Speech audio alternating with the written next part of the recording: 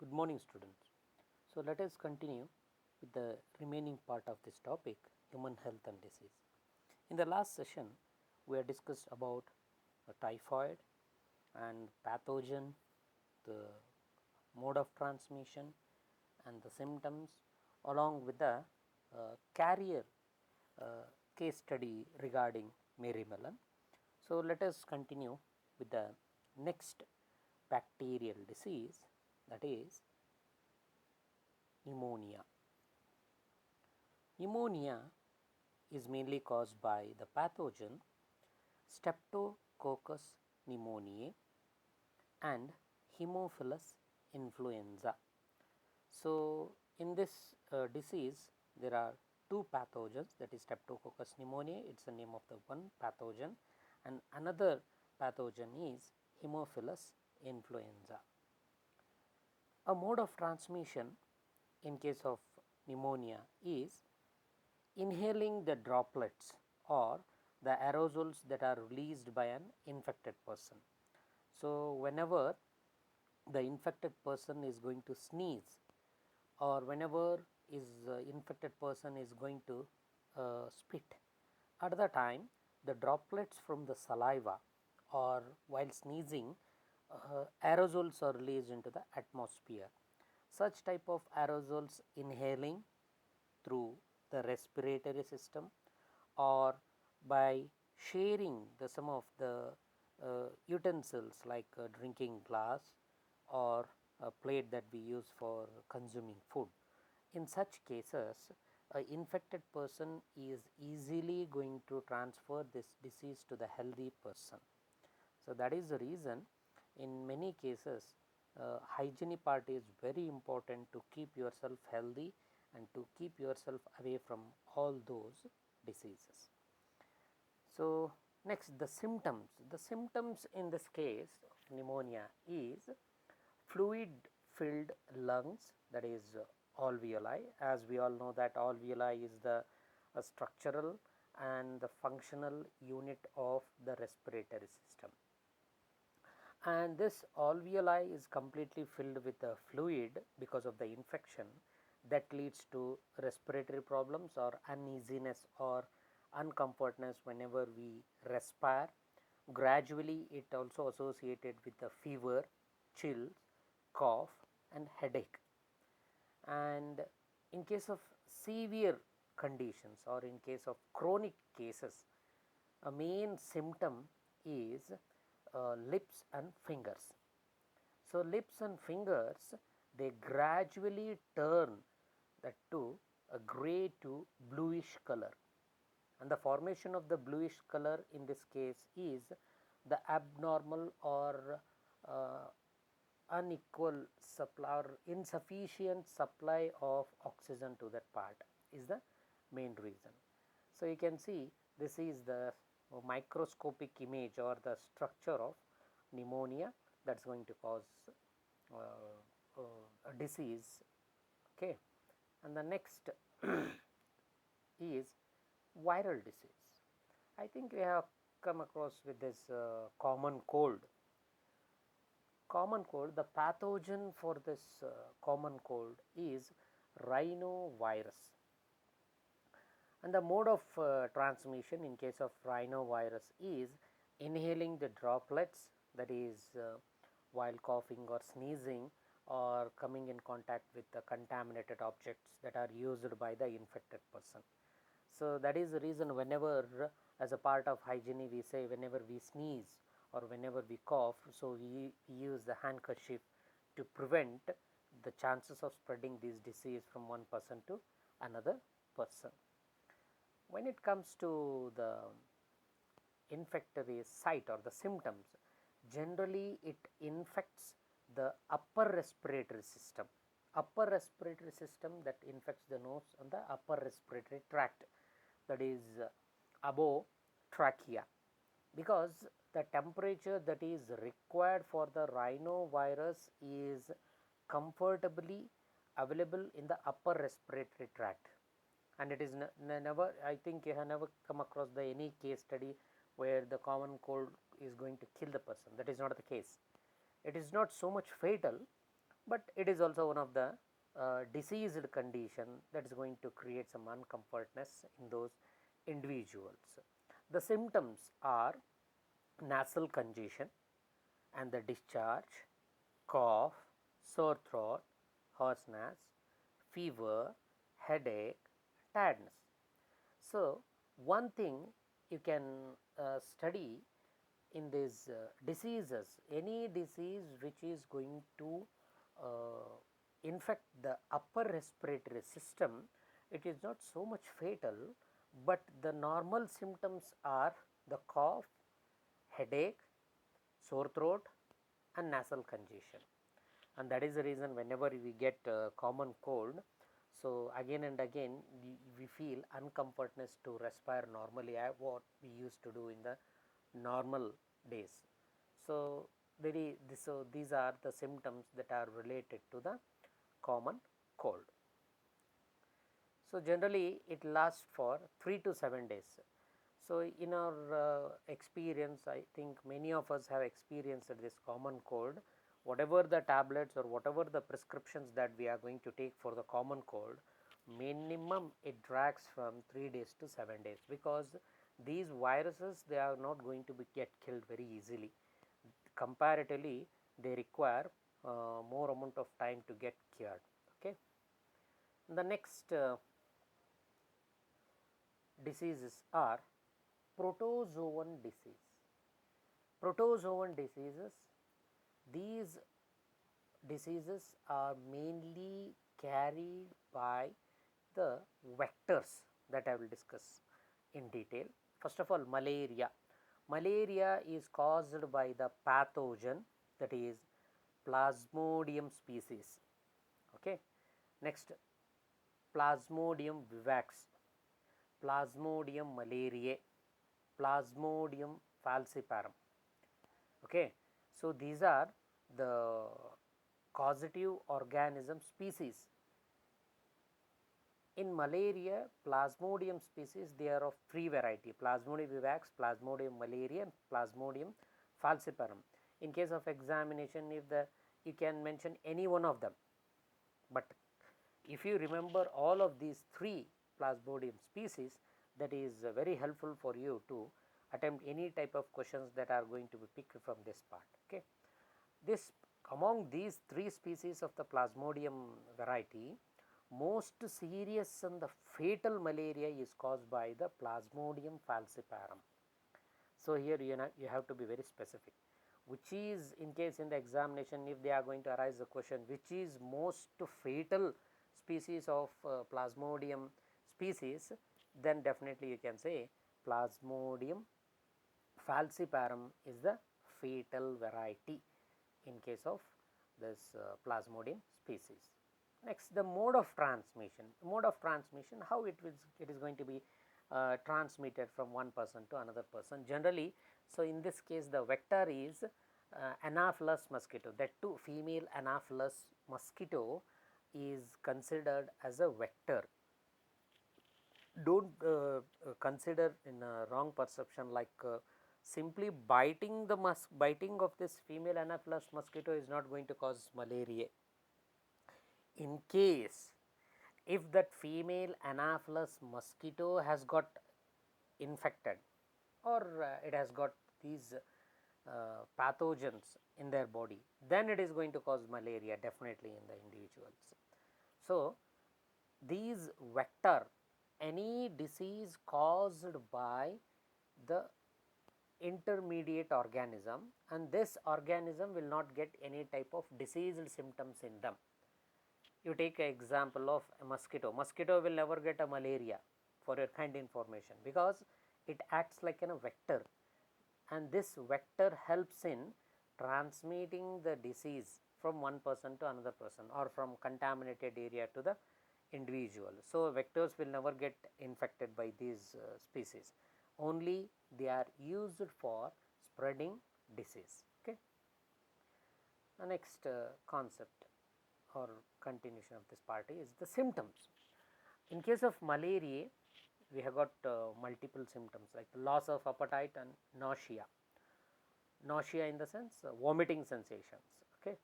Second, headache, muscular pain and joint pain, chill and high fever, alternate high and low body temperature. Next, weakness and anemia. Anemia means lack of RBC cells in the blood.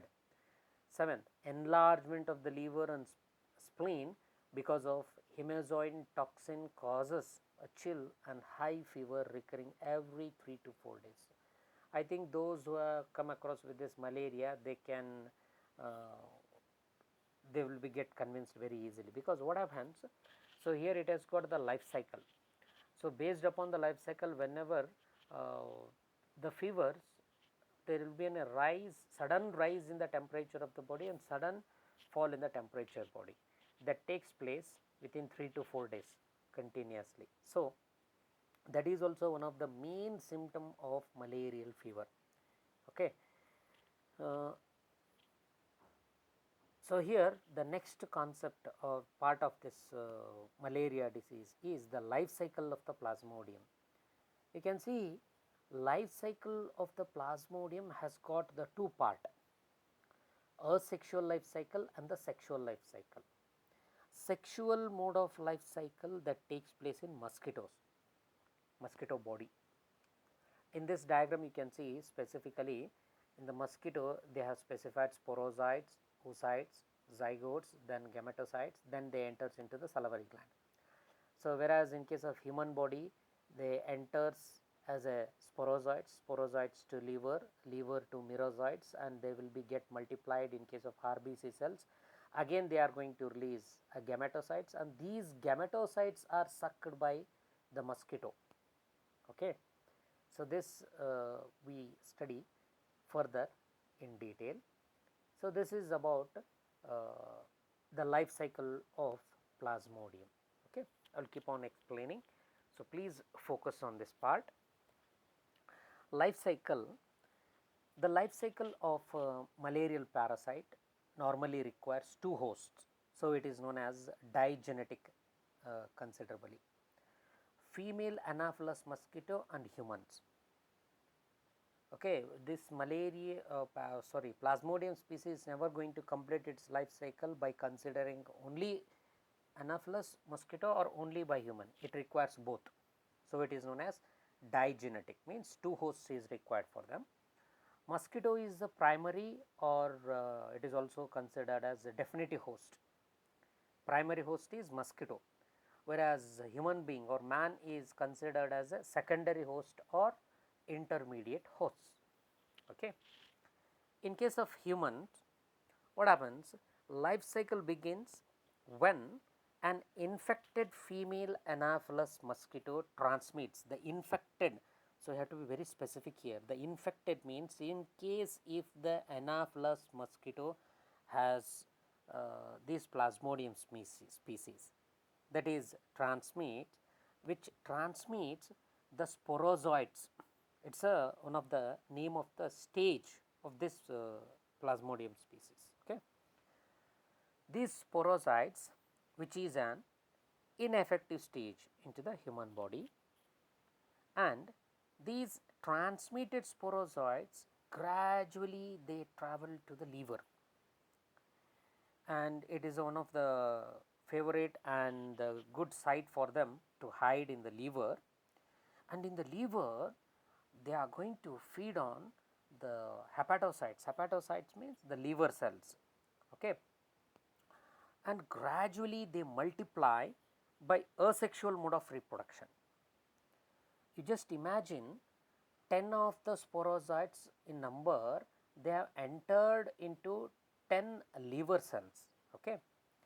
While coming out from those 10 liver cells, they are in thousands in count. They multiply with a fission pattern, means multiplying gradually it will increase their number. I will explain why they are going to increase their number. Until and unless they do not get the sufficient count of the strength of those parasites, they are never going to attack on any system, because it is their hiding place. Liver is the best place for them to multiply and also to feed on the nourishment of the hepatocytes, and gradually they are going to rupture and they are going to kill that RBC cells, and they are going to coming out as a merozoites. Initially they entered into liver cells in the form of sporozoite. Now they are going to coming out, or they are going to release as a merozoites, and these merozoites attack the other liver cells as well as RBC cells. Now patients will start getting the symptoms of the disease. Until and unless these merozoites they are not going to attack on RBC cells, those individuals will never get the symptom of the disease. So we consider it as asymptotic infective stage. Even though we have got the infection, but you don't get that any type of the symptoms over that. So once they are start feeding on the RBC cells of human blood, then gradually the individual will start getting the symptoms of the malaria. So what happens? What is the main reason for the symptoms of these RBC cells feeded by these parasites? I will explain. In RBC cells, what happens? These parasites, they are going to feed on the hemoglobin content of RBC cells, and all the hemoglobin content is metabolized by them, and gradually at that stage we come across the signet ring stage. Signet ring stage means if you take a focus on the individual RBC cells, it appears like as if ring stage in those individuals of the infected person, and gradually the next phase of the signet ring stage is stropozoite stage. So these during this stropozoite stage further they are going to feed on the complete hemoglobin content of these RBC cells, and again they are going to reproduce asexually, and they are going to increase their number even though in RBC cells also. What happens in RBC cells? Not only they are focused on the nourishment that is available in the form of hemoglobin, but meanwhile they will again increase their number drastically, and meantime they are going to release the one of the toxin known as hemozoin. It is a toxin released by these parasites, and this hemozoin, once it is going to release into the bloodstream, that is the main reason for the recurrent fever and chills that is occurred in those patients. And some of the merozoites, they produce gametocytes. Initially sporozoites, okay, I am explaining from the initial stage. When they enter into human body, they are in sporozoite stage. Once they enter into hepatocytes, they are going to they are going to released out as a merozoites, and these merozoites they feed on RBC cells, and once they are going to feed on RBC cells, they are going to attain signet ring stage, signet ring stage to trophozoite stage to trophozoite stage to gametocytes. So here these signet ring stage and trophozoite stage is a stage how gradually these merozoites they are feeding on the hemoglobin content of RBC cells. Okay. Now these gametocytes they are also released into the bloodstream of the infected body. In case if any one of the healthy female Anopheles mosquito is in the purpose of sucking blood from your body, at the time these merozoites is going to be transferred from your bloodstream into that healthy Anopheles mosquito. Actually for the first situation, mosquito itself has brought the parasites into your bloodstream. In case of second situation, mosquito is not having any type of parasites in their body. Now these merozoites which are going to produce these gametocytes they are entering into that healthy female Anopheles mosquito which has arrived to suck a blood from your body. Okay. Once it is going to suck a blood from the infected person, So gradually these gametocytes, they enter into the body of the healthy female Anopheles mosquito, and this female, in case of female Anopheles mosquito, they are going to enter into the various stages that you can see in this earlier diagram. You can see here bit focused. So once in this, according to this diagram, there is here is an arrow mark. You can see these gametocytes which are produced by this merozoites in the RBC cells, they enter into the mosquito body if this mosquito is healthy, and these merozoites enter into the mosquito body as a sporozoites, next oocytes, next zygote, and they are going to be converted as a gametocytes. And these gametocytes, they are going to complete the stage of the zygote, oocytes and sporozoites. Further, these sporozoites, they are mainly go and hide in the salivary gland of this mosquito. So what happens, whenever the mosquito is going to make an attempt to suck a blood, saliva of this mosquito acts like an anticoagulant for them. Anticoagulant means that prevents the blood clotting process. If the blood clotting takes place while sucking blood, the sucking process is not sufficient, is not accurate as they generally required. So for that purpose, what it will do, it release the saliva, and as a result, along with that saliva, these sporozoites enter into the healthy person. So in the next part or the continuation of this part, I will display one animated video so that you will get convinced very easily, and the fantastic video you should go through. So you will understand more effectively by seeing that animated video. You just focus on this explanatory part. Okay. So this is about the life cycle of female Anopheles, this Plasmodium species in this mosquito. Okay. Thank you, students. So in the continuation of this part, I will show you the animated video of this malarial life cycle. You just go through it once, okay, so that it will be very helpful for you. Okay. Thank you, students.